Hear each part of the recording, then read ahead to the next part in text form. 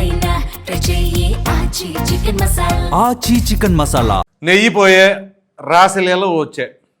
తర్వాత ఏంటో వివరాల్లోకి వెళ్ళినట్లయితే స్వామివారి ఆలయం, స్వామివారి ప్రసాదం, స్వామివారికి సంబంధించిన సేవకులు ఇవే వరుస పెట్టి వాళ్ళపైన కథనాలు, వాటి గురించి వివరాలు. ఒకటి కాదు, రెండు కాదు. ఇది ఎట్లాగుంది అంటే చివరికి ఎటు కనెక్ట్ చేసుకున్నా కానీ మొత్తం హిందుత్వం మీదే ఈ యొక్క పంచాయతీలన్నీ జరుగుతూ ఉన్నాయి.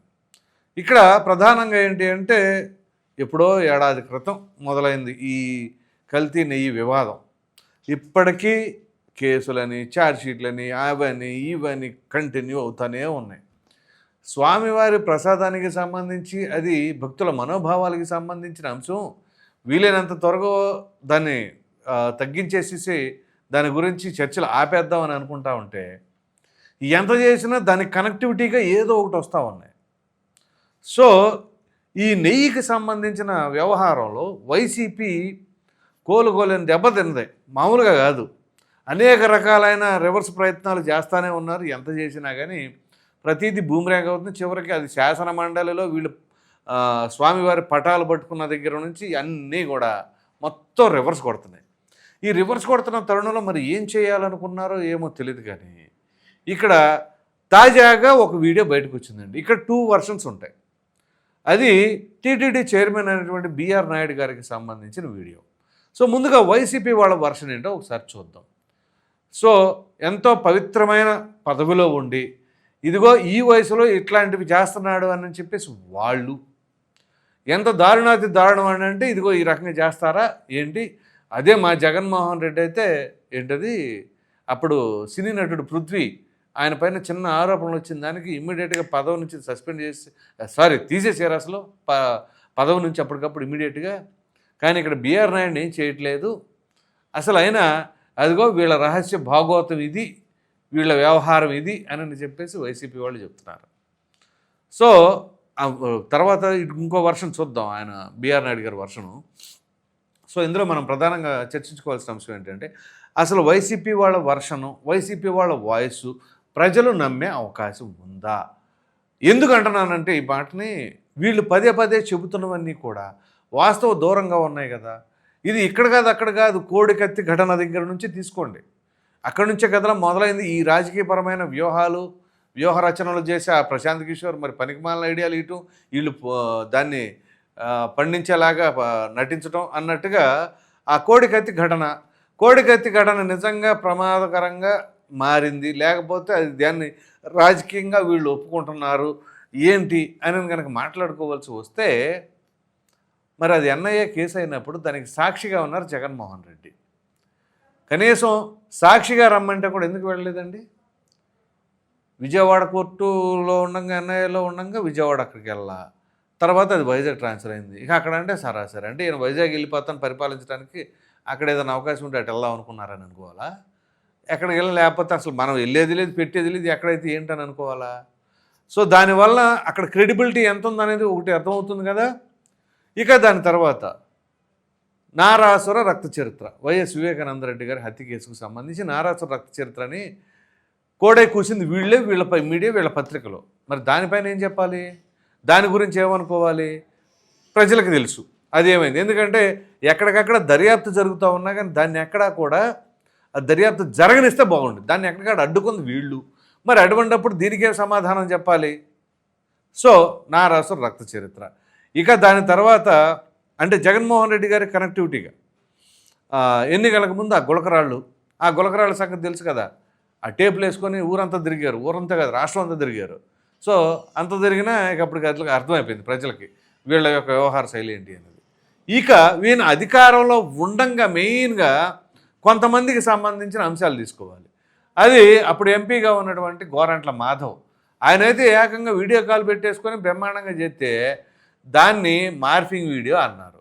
పైగా ఒరిజినల్ వీడియో దొరికితే కానీ ఇది మార్ఫింగా కాదో తెలుసుద్ది అని చెప్పేసి అని దీనిపైన కథలు అల్లి ఆ మార్ఫింగ్ని మాఫీ చేసేసారు వైసీపీ వాళ్ళు. అదొక్కటే కాదు, ఎమ్మెల్సీ అనంతబాబు కావచ్చు, అలాగే అప్పుడు అవంతి శ్రీనివాస్ కావచ్చు, అంబటి రాంబాబు కావచ్చు, వీళ్ళందరికీ సంబంధించిన రాసలీలలో అవి ఫోన్ కాల్స్ కొంతమందివి, వీడియోలు కొంతమందివి. వాటన్నిటికి సంబంధించి వీళ్ళు ఎక్కడైనా ఏదైనా సమాధానం చెప్పారా? లేదు.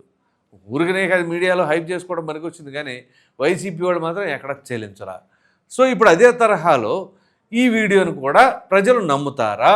బీఆర్ నాయుడు గారి పైన వదిలిన వీడియోని నిజమేనని చెప్పేసి ప్రజలు నమ్మడానికి ఆస్కారం ఉంది. ఎందుకు?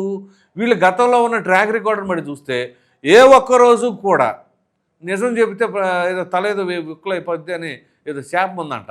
ఆ తరహాలో వీళ్ళు ఏమైనా మాట్లాడుతున్నారా, అందుకని ఇట్లాంటివన్నీ కూడా ఉపయోగిస్తున్నారా అనేది మరి ప్రజలు ఆలోచిస్తారు. సో ఎందుకంటే వీళ్ళ మాటల క్రెడిబిలిటీ ఉందా లేదా, ఎందుకంటే వీళ్ళ ఫస్ట్ నుంచి ఉన్న ధోరణి అదే కదా. ఇప్పటివరకు నేను చెప్పినవి కావచ్చు, ఇంకా కొన్ని మిగిలిపోయినవి ఉన్నాయిలేండి. ఇక బీఆర్ నాయుడు గారి వర్షన్కి వద్దాం. బీఆర్ నాయుడు గారి వర్షన్ ఏంటి? అది డీప్ ఫేక్ వీడియో అని చెప్పేసి వాళ్ళు చెప్పుకొస్తున్నారు. సో ఇప్పుడు డీప్ ఫేక్ వీడియో వీళ్ళు కావాలని నా పైన కుట్ర పన్ని ఈ రకంగా చేస్తున్నారు. ఈయన పైన ఎందుకు కుట్ర పన్నుతారు అని అంటే, ఓ విధంగా జగన్మోహన్ రెడ్డి గారిని ఎండగడడంలో ఈ మీడియా కూడా కీలక పాత్ర పోషించింది. దాంట్లోనూ కమ్యూనిటీ బేసిస్ అనే ఈక్వేషన్ జగన్మోహన్ రెడ్డి ఏదైతే వీళ్ళపైన కొంచెం విరక్తి చెంది ఉంటారో, ఏ సామాజిక వర్గం అయితే ఆయనకు నచ్చదో ఆ సామాజిక వర్గానికి సంబంధించిన వాళ్ళు, దానికి తోడు ఈ వీడియోలు రెగ్యులర్గా వీళ్ళపైన మీడియా గట్టిగా తగులుకుంటుంది జగన్మోహన్ రెడ్డి గారిని. సో అది డిబేటుల్లో కావచ్చు, న్యూస్లో కావచ్చు, అనాలిసిస్లో కావచ్చు, ప్రతి దాంట్లో కూడా.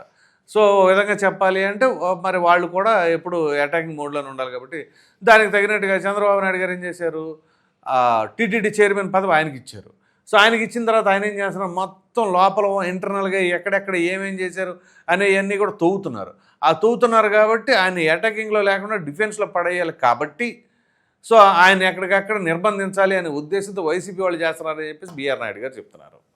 సో ఇప్పటికీ చంద్రబాబు నాయుడు గారు ఏంటి ఇంకా కొంతవరకు సర్లే పోనీలే అని వదిలేస్తున్నారు, కానీ ఇంకా నేను గట్టిగా బయట పెట్టానంటే అన్నారు. ఇది అండర్లైన్ చేసుకోవాలి. ఎందుకంటే ఇంకా చంద్రబాబు నాయుడు గారు పోనీలే అంటే స్వామివారికి సంబంధించిన దాంట్లో, అంటే ఇప్పుడు బీఆర్ నాయుడు గారు చెప్పిన వర్షం నేను చెప్తుంది, స్వామివారికి సంబంధించిన దాంట్లో ఉపేక్షించకూడదు ఎవరినైనా, అది సొంతోడైనా పగోడైనా ఎవరిని ఉపేక్షించకూడదు. స్వామివారి దగ్గర పార్టీలు ఏముండవు. టీడీపీకి అయితే ఒకలాగా చూద్దాం, వైసీపీ అయితే ఇంకోలాగా చూద్దామని వెంకన్న స్వామి దగ్గరే ఉండవు అట్లాంటి రిజర్వేషన్లు. ఎవరికైనా ఒకటే తప్పు చేసిన వాడికి శిక్ష పడుతుంది. కాబట్టి ఇక్కడ చంద్రబాబు నాయుడు గారు ఊరుకున్నా ఊరుకోకపోయినా, మీరు బయట పెట్టినా పెట్టకపోయినా, స్వామివారికి సంబంధించిన అంశంలో ఒకరోజు కాదు రెండో రోజైనా బయటపడుద్ది.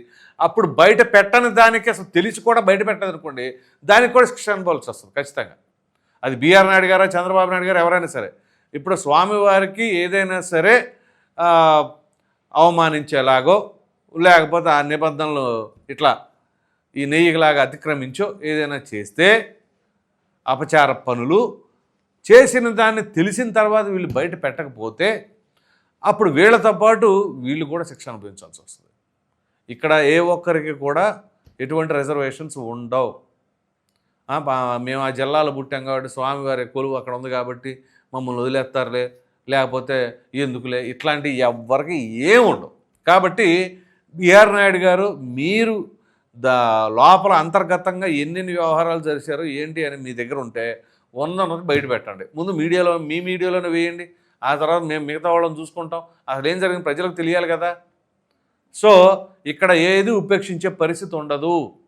ప్రతి ఒక్క దాంట్లో ఏది కూడా ఎక్కడెక్కడ ఎవరెవరు ఏం చేశారు, అది ప్రసాదం కావచ్చు, లేదా పరకామణి కావచ్చు, ఇతరత్ర కావచ్చు, ఇంకే కార్యక్రమాల్లో అయినా సరే వీళ్ళు ఏం చేసినా అవన్నీ కూడా బయట పెట్టండి.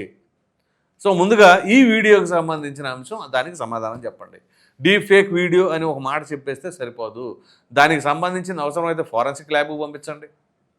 ఫారెన్సిక్ ల్యాబ్కి పంపించి అసలు దీనికి ఏం జరిగింది ఏంటి, ఇది అసలు ఎక్కడి నుంచి వచ్చింది వీడియో ఫస్ట్, ఆ తర్వాత ఎక్కడి నుంచి ఎవరి ద్వారా సర్క్యులేట్ అయ్యింది, అవన్నీ కూడా తీగ లాగాలి, లాగి డొంక కదలాలి. అప్పుడు నిజమేంటో ప్రజలకు తెలుస్తుంది.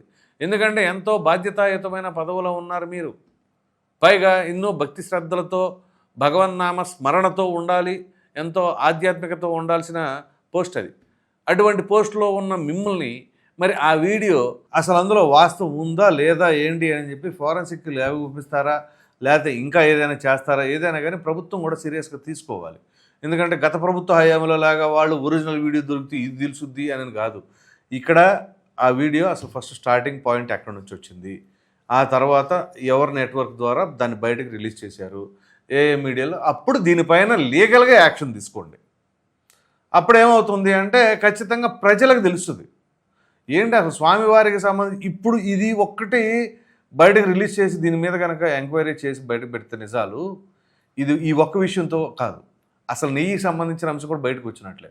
ఎందుకంటే ఒకవేళ ఇది గనక కావాలని కుట్రపూరితంగా వైసీపీ వాళ్ళే చేశారు అని అంటే అప్పుడు కల్తీకి వీళ్ళు యాక్సెప్టెన్స్ చేసినట్టే. కాబట్టి ఇది రాష్ట్ర ప్రభుత్వానికి అలాగే టీటీడీ చైర్మన్ బిఆర్ నాయుడు గారికి ఒక అద్భుత అవకాశం. సో మీరు నిజంగా ఆ వీడియో కనుక ఫేకు అనే లెక్క అయితే దానిపైన విచారణ జరిపిస్తారా, ల్యాబ్కు పంపించి వాస్తవాలను బయట పెడతారా, ఇది మాత్రం ఇమ్మీడియట్గా ప్రజలకు తెలియాలి.